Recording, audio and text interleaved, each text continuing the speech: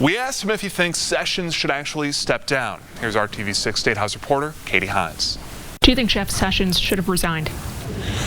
I don't think on the basis of what I've heard so far that there is a basis for resignation. I think there is a need to investigate further what the nature of his contacts was with the Russians, and I understand that Congress might be doing something in that regard. What's at stake when it comes to the integrity of the investigation into possible Russian interference in the election?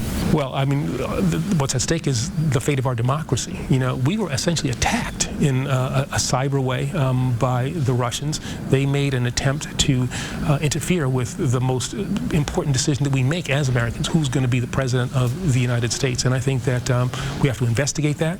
We have to understand who was involved. We have to understand all that happened, and then we have to take retaliatory steps, it seems to me, based on those investigative steps. Who should lead that investigation? Well, I think that's a really interesting question. I think the Deputy Attorney General would be the person who would normally do that. We don't have a Deputy Attorney General at this point.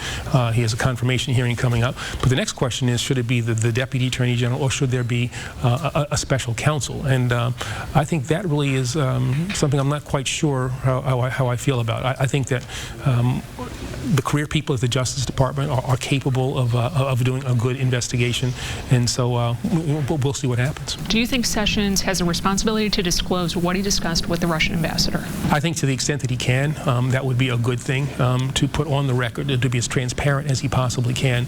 What was the nature of the conversation? Why was he talking to the Russian ambassador on the two occasions, as I understand it, that he did? I think some transparency there, some expression of what actually happened would be a good thing.